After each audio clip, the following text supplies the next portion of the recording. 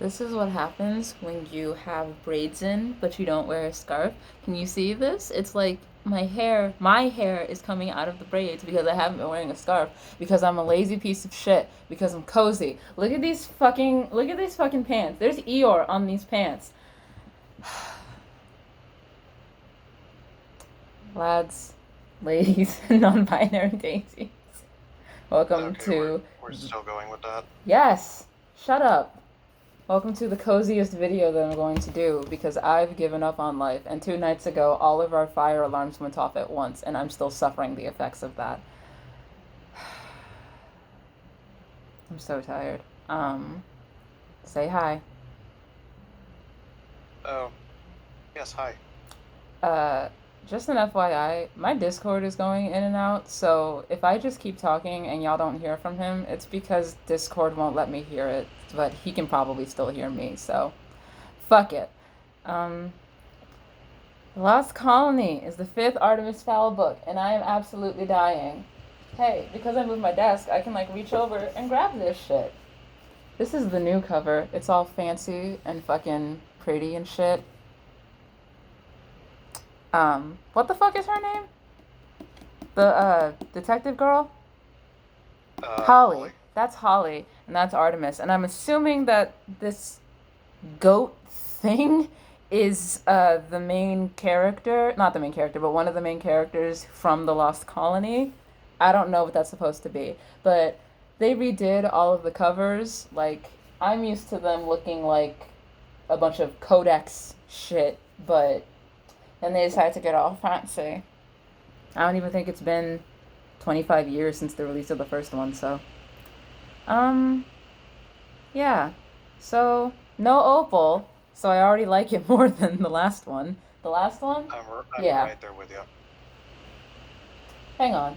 Am I right? Yeah, that's five. Okay, I can count. I'm sleepy.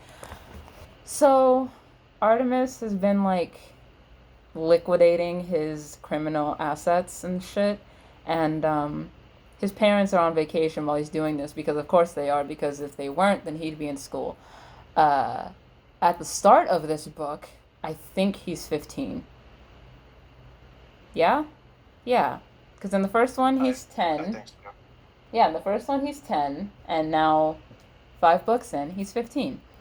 So, Artemis has also been, like, tracking something. At this point, we don't know what it is. I only realized what it was later once he actually explained it to Butler. Again, poor Butler. I feel so bad for him.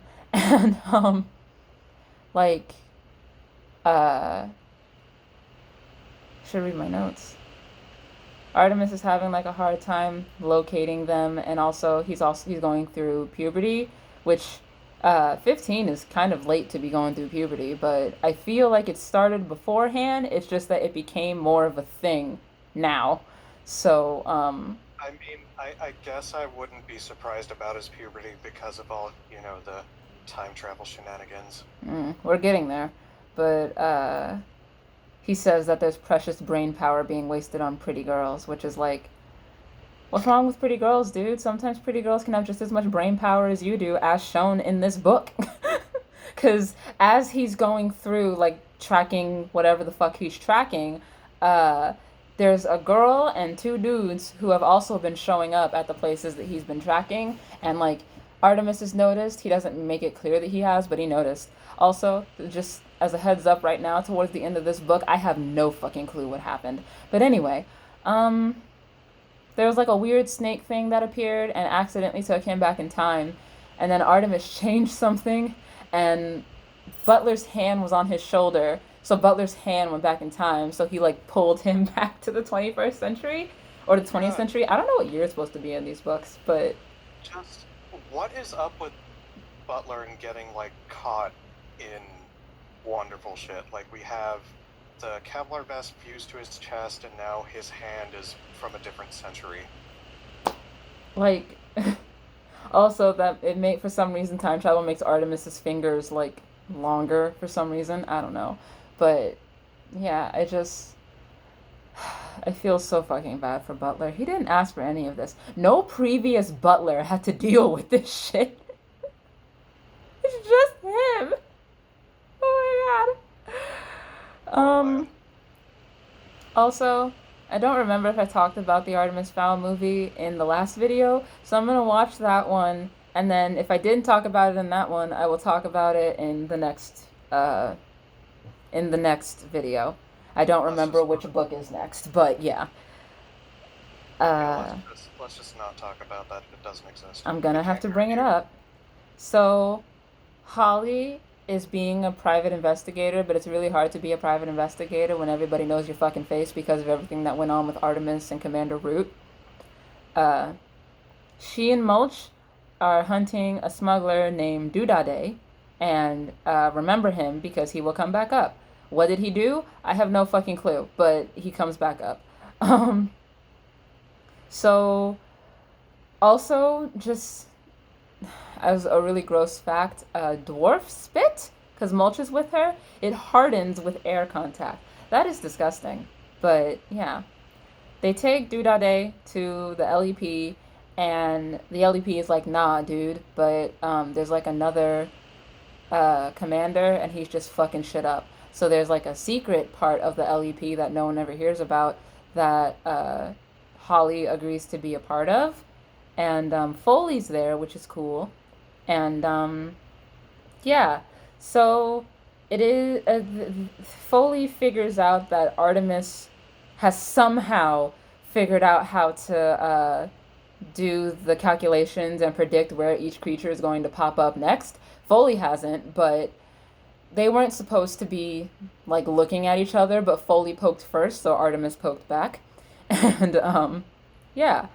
Uh Holly also kept in contact with Artemis. He helped her with some stuff. But yeah. And then we find out what the Lost Colony is. There's an imp. We're gonna call him number one because his name is Imp Number One. He wants to go to Earth. He should be a demon by now, but he's still an imp, and he gets bullied for it. All of the demons want to go back to Earth because apparently that's where they were from, and they want to get to the humans. Number one also wants to be like a fucking wizard, but there hasn't been a wizard in forever. Apparently, when they did the thing that pushed the Lost Colony like into purgatory, I guess, all of them got blasted into space. Oh yeah, the warlocks. Yeah. So I, there's Just also according to the artwork, number one is adorable. yeah, there's also something to do with like silver and how like that keeps them grounded in the lost colony, but if they take it off and they end up on Earth, I don't know. There's also some weird book that all of them go off of that one particular demon brought back from when he was on Earth. I think I wrote down his name at somewhere in this, but yeah. Was it number one's teacher? No, it was the guy who like all of them believed was like their leader or whatever because he fought the humans and he came back and Because I yeah, don't remember if it was like Quan or something. something like no, I think that was like his warlock teacher. Yeah, that was his warlock teacher. um the island that I'm talking about is called Hybris and yeah, Hybris is also stuck literally in the past because of the warlocks. So yeah, the spell wasn't meant to be permanent, but it is. And yeah, so radiation for some reason is pulling the demons home, as it were, and like their island of Hybris is kind of like destabilizing or whatever, and it's the portal that it brings them to and from Earth and Hybris is also decaying. And once that portal decays and the island destabilizes, all of the demons will appear at whatever time life fucking chooses on Earth, and then like they'll all die because they're not together and shit like that. So yeah, um, yeah, they could be on some Earth, some moon, or some time and some space. That's what I wrote. Artemis needs to confirm his figures about this, so they go to Sicily, and Butler is just man. Because Butler's just kind of along for the ride as per usual. not really, because the first place that they were, we find them in Brazil, and Artemis promised that that was the last place they were gonna go. And then they go to Sicily, and Butler's just like, I could crush your head between my hands. You can do nothing about it.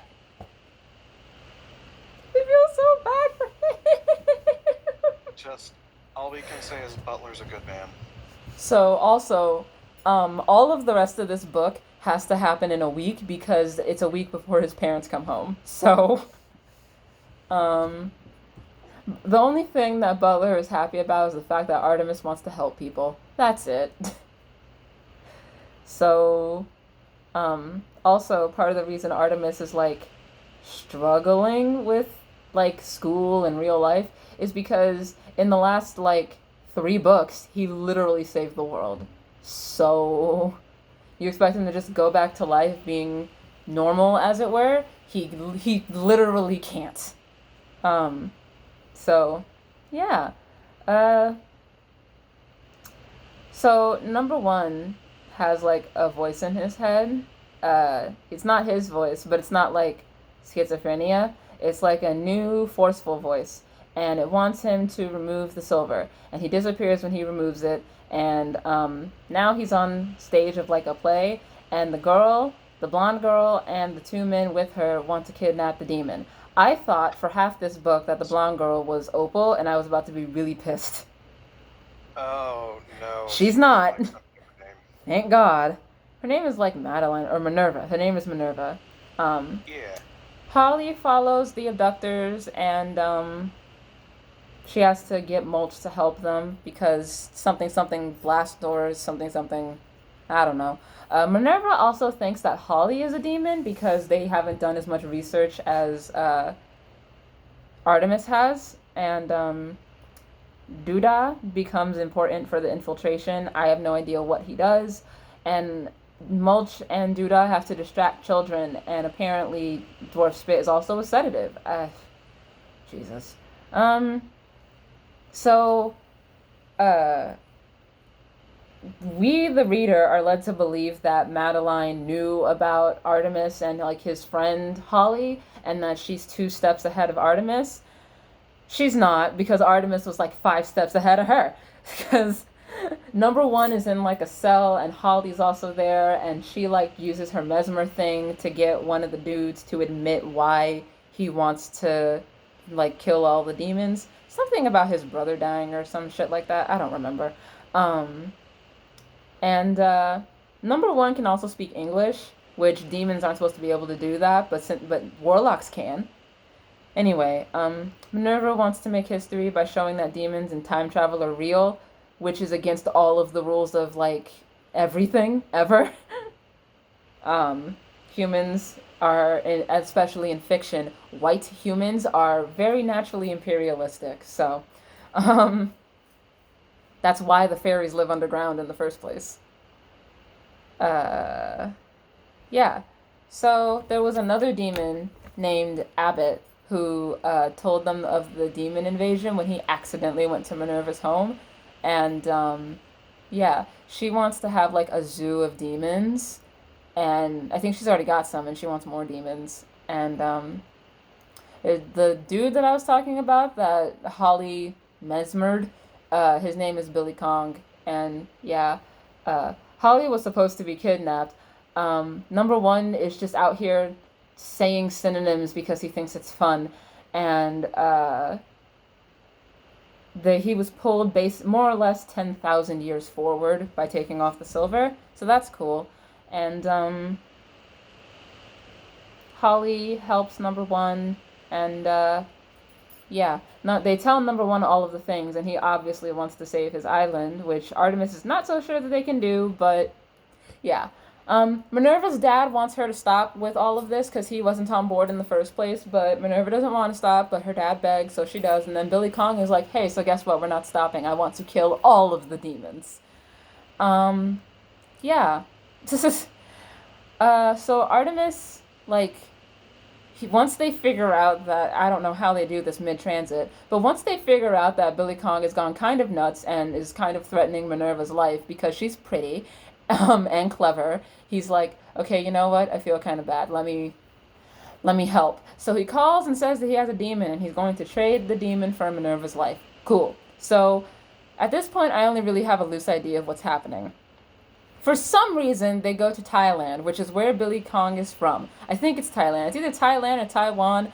I apologize if those two countries do not get along and I'm confusing them for each other. But it's one of the Asian countries that begins with a T and it's a small island. It's where, that's where Billy Kong is from. So they go there and they like Kong straps a bomb to Minerva because he's like, if y'all try any bullshit, fuck you. But they get her and then they number one goes over to Kong and he's like, guess what, asshole? We're still 5 steps ahead of you. And the bomb goes off, and number one had silver, so he put the silver on and he went back to his island before Khan could do anything. But then he comes back. Okay. But he came back, and number one is a warlock. He's only one warlock, but there's another one in the art museum that they're in as well. Do art museums just have restaurants underneath them? I live in America. No art museum I have been to is attached to a restaurant. But Oh, yeah, like attached to a full-fledged restaurant, no. no, like they'll have like food and stuff, but like most museums that I've been to, at least the free ones that are in and around Baltimore and DC, those ones usually have like food trucks outside. Like if you go to the African American Museum, there's just there's no parallel parking outside of it also because it's DC. But there's no parallel parking outside of it because there's just a bunch of fucking food trucks outside of it. um but yeah, like uh so Billy Kong's not dead, by the way. I don't know how he survived that, but whatever. So they go up to the art museum part and they get inside and they look at the art and it tells them that number one is a warlock or whatever. And yeah, so there's that. And Butler ends up like protecting Minerva or something like that, and some which away or whatever, Holly and Artemis end up in on Hybris. Uh, First they go to the moon, and then they end up on Hybris. It's a good time.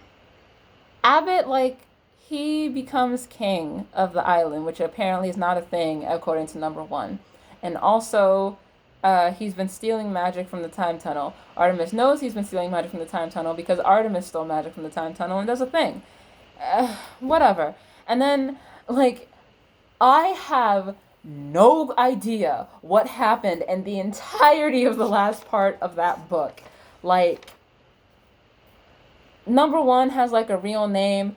In the art museum, they found his teacher, another warlock who was like encased in stone for some reason, but the other warlocks who were attached to him, also encased in stone, are dead. I. What the fuck is happening? I have no clue. Also, number one is now a child again, like a small one, and like Artemis is 18, which that I get because time travel. He also has one of Holly's eyes. I don't fucking know. Time continued on Earth, by the way. Butler told his parents everything, which for some reason makes them feel guilty, which I don't particularly understand because assuming that the timeline never got fucked up by fairies and shit, what did Artemis Sr. plan to do with his like crime thing if he hadn't gotten kidnapped in from the start? He would have passed it on to Artemis. So I don't know why they're so filled with guilt. Also, the magic shit isn't their fault. That was just Artemis being a little shit. Also, Artemis now has two little brothers. They're twins. Um, if you follow Owen Colfair, there's a book called Fowl Twins, which I own. And after I'm done reading the next 4 books. What the fuck is 8 minus 5? 3? 3. Yeah, I was right. I can do math. Um, is after I finish reading the next 3 books, I'm gonna read Fowl Twins. And the point, I also have another book by Owen Colfair that's not about Artemis Fowl. And the point of it is to find out if Owen Colfair is a hack fraud, or or if he can write and Artemis Fowl just it was too many books. So yeah. Foley keeps jabbing at Artemis throughout this entire book about having a girlfriend, and it's kind of obnoxious. Um, I'm here for this. I think here for what Foley's jabs or the fact that it's obnoxious. All the above. Mm. But so like there's a video on YouTube called The Downfall of Artemis Fowl. I think I found the start of that. Because as much as I don't like Opal Deception, I could at least follow that book. Yeah. Also, it's just a question. Why is Artemis still in school in the first place? If he is like a super genius and like knows all of this shit just by reading books, why does he still need to be in school? I don't know how it works in other countries, but I know that in America, because the education system is bullshit, you can just if if you work hard enough, you can just power through your junior and senior year of high school together and start college early. So like, why is he still in school? I had that. I was in a combined class of fifth graders and sixth graders in elementary school. Not fifth graders and sixth graders, 'cause it was before we moved. It was third. It was fourth graders and second graders actually. We were in class together. Why is I don't know why Artemis is still in school. So yeah, I did Wikipedia the last half of this book, so I'm just gonna read what it says. So Abbott becomes king, and he's got magic because there's a dude living inside him named Queffer, and he was Quan's apprentice. Quan is the teacher that they found in the art museum. He lives in Abbott's mind. So, to reverse the time tunnel thing, Artie, Holly, Abbott, Quan, and Queffer have to do magic. So they send Holly and Artemis home where time kept moving. Artemis has one of Holly's eyes. They don't explain why. Number one helped Queffer shut Abbott out, and what's his face, the new commander of LEP, has been fired, and Mulch is a PI. Doodah works for him, and Minerva, who is also 18, I think, talks about Artemis a lot. Um, Ooh. yeah, I vaguely remember Minerva being like a little bit of a character after this, in the sense of like there's like a love interest, but like it's not part of the main plot, so she's not super involved because Artemis is clever enough for both of them. Um, yeah. Oh, I know what book is next, based on this comment that I wrote. Oh Lord, Time Paradox is next. Oh no. The next book is all about time travel. Oh god. I hope Opal's not in the next one, because if she is, I might die. Oh shit. Okay. I was gonna do the next book, but this video was a lot longer than I thought it was gonna be. So, yeah. Subscribe.